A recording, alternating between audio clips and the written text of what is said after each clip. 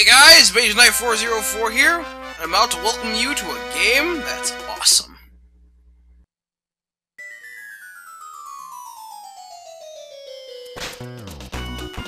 Let's play good old Tetris Attack. Yes. A fun as all get out puzzle game from the deepest parts of my youth. It's got great visuals, awesome presentation, and while it may not be related to Tetris, it will satisfy any puzzler who's looking to test their skill and speed. Alright, enough said, let's move this bad boy up. Get straight off my skin. Huh? Wait, what? Who are you? Why does this look so familiar? Whoa, wait, what the... What's going on here? What in the... Ah! Back again! What's going on here? I'm trying to play a game here and... Panel de Pawn? What girly-ass game is this? I'm trying to play Tetris Attack here! Hold on a second. Action puzzle game? No! No, that's just a coincidence. Oh my god, it really is Tetris Attack. But the menu, the placement of this character, everything! Sure, it's missing an options menu, but this is totally Tetris Attack! What's going on here? But you're a pretender to the throne! No, this is just a dream. I'm just hallucinating here. I gotta see this for myself. Show me something. I gotta see if you have the balls to replicate one of my favorite games ever, Tetris Attack. This better be worth my time.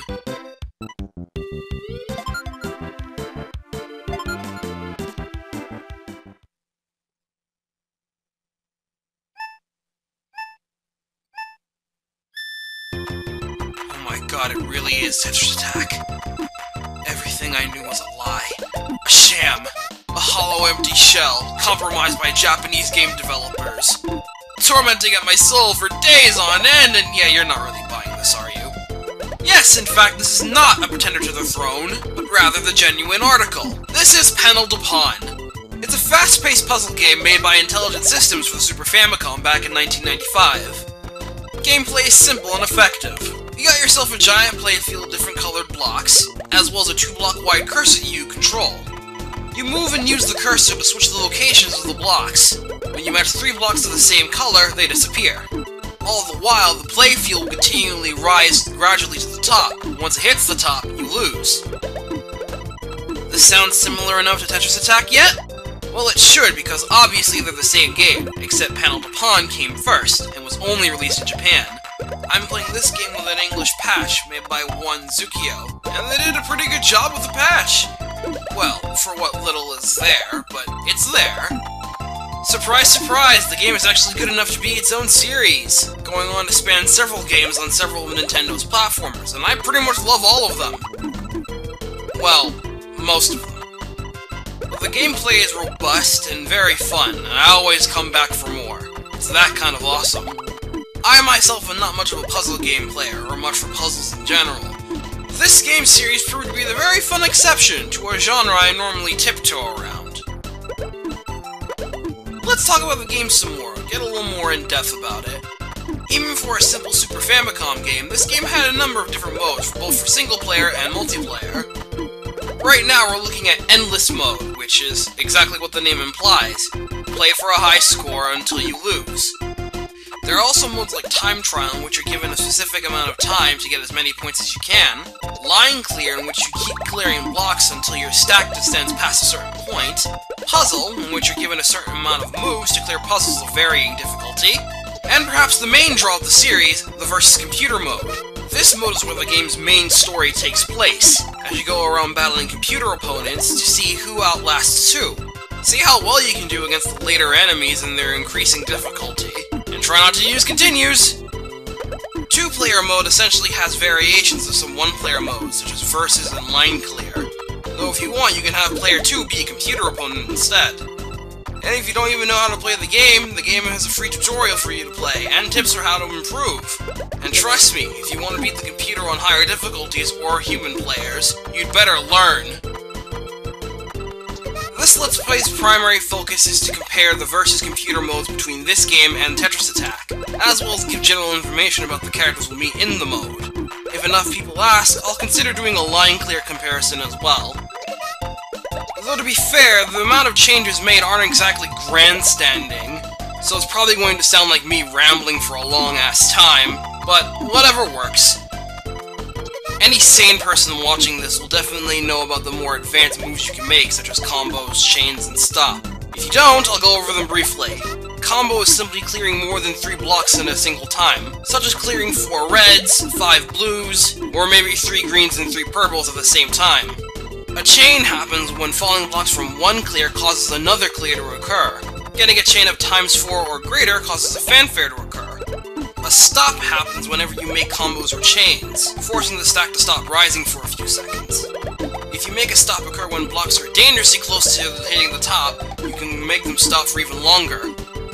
Before I end this panel to pawn segment, let's talk about our main character, Lip.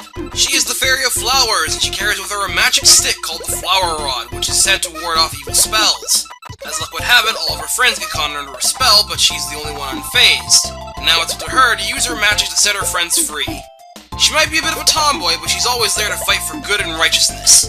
In the GameCube version of Panel to Pawn, she is the mother of that game's protagonist, Frill, who looks nearly identical to Lip.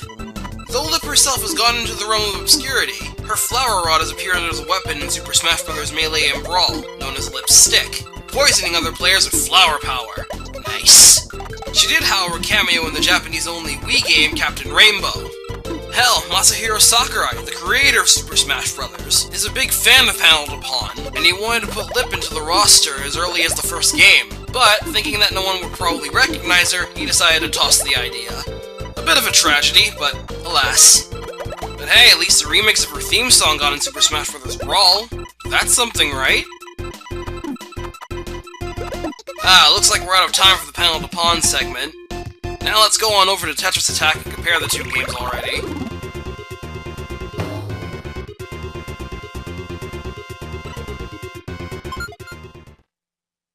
As you can see by the main menu alone, it's pretty much the same, although our good buddy Yoshi has taken the place of Lip. There is one main difference though, the options menu. It was actually dummied out for Panel to Pawn, but was reinstated when rebranded as Tetris Attack. From this options menu, you can change the text of the game, listen to various music and sound effects, and even look up character bios, a feature only viewable originally in Panel to Pawn's Attract mode.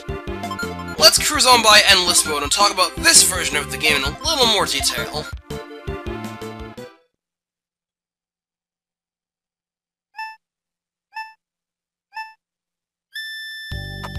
Panel to Pawn was a great and addicting game. Surely the game itself would catch on to Americans, but there was something off about the game's original presentation. I mean, fairies as main characters? Looks like a girl game! No self-respecting little boy gamer in the 90s was going to buy a game marketed at girls. Nintendo knew this and thought, hey, let's change this around a bit. Change the cast to a more accessible one for every gamer, and give it a different name that people will recognize. It'll work out. And thus the gears were set in motion and the localization effort began. As far as a name goes, Nintendo didn't have to look very far for one. Tetris was still a really big hit back then in the 90s, so Nintendo asked the Tetris company to lend them their namesake for the game, and thus we have the name Tetris Attack. Even though Panel to Pawn bears no actual resemblance to Tetris. Hell, Hank Rogers of the Tetris Company has been reported saying that he regrets giving out the namesake of Tetris for Tetris Attack just for this reason. Though he does admit that the game is still really good. As for characters to use, well, Yoshi has made quite a name for himself to being in a few puzzle games at the time, such as the game simply called Yoshi, as well as Yoshi's Cookie, and Super Mario World 2 Yoshi's Island was a huge hit at the time. It was meant to be. Yoshi's face was then plastered over Lip's, and now we have him as the main character. As such, all of Lip's friends and enemies have also been changed, all of them being enemies seen in Yoshi's Island, with one odd exception.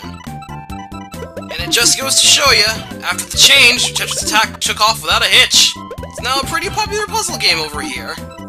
Though obviously the name had to change eventually, which is why the main series is now known as Puzzle League internationally, though it's still called Panel to Pawn over in Japan.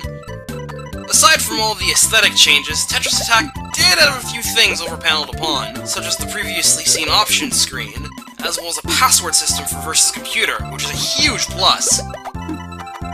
I've pretty much said all I needed to say about the game now, so let's talk about our main character Yoshi for a little bit. Even though I don't really need to considering how popular he is, but what the hell, you're not gonna stop me now.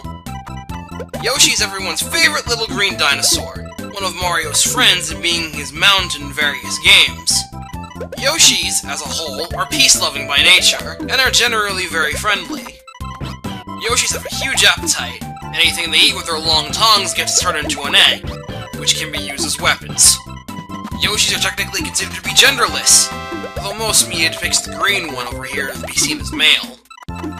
Each character in this game has a little sidekick character that goes along with them. Yoshi's happens to be Little Yoshi, a baby Yoshi who wants to prove how cool and suave he is. Good luck with that, Junior. Music in this game as a whole hasn't exactly been changed except for a few themes, such as the title screen and the theme that's playing right now. This theme happens to be a remix of a lullaby in the opening of Yoshi's Island. Lip's theme is actually still in the game, though only used in the tracked modes and the demonstrations. The stages themselves are also mostly unchanged, with a few exceptions. Obviously, Lip's Flowerland got to be modified into Yoshi's Island. There is also one heavy stage modification, which we'll see in Versus Computer in Stage 4. Unlike Panel Upon, Tetris Attack also had a Game Boy release. Panel Upon had one planned, but it was scrapped. Nintendo used what was left of the scrapped project as the base for the Game Boy Tetris Attack version. Surprisingly, pretty much every mode is left intact in the Game Boy version, though obviously they had to condense a few things, such as fewer puzzles, stages in line clear, as well as completely removing one character in Versus Computer. The playing field was also made several rows smaller to accommodate for size. Versus Computer also uses a different system for battling its opponents, again due to the size of the Game Boy screen. Instead of showing both you and the opponent's fields on screen, only yours is shown. Your opponent's field, as it were, is actually represented by an HP gauge. You have to perform combos and chains to damage your opponent until they run out of HP, and you win if you do. Meanwhile, your opponents employ a power gauge, which fills up over the course of playtime. When it fills up all the way, your opponent will employ a combo, chain, or heal their HP. Depending on which action performed, they drained a certain portion of the power gauge. This system would be later simplified in the next Panel Upon Game Boy entry, Pokemon Puzzle Challenge, removing the power gauge completely, leaving the AI to perform whatever combos or chains they want against you. But that's another barrel of fish for another time.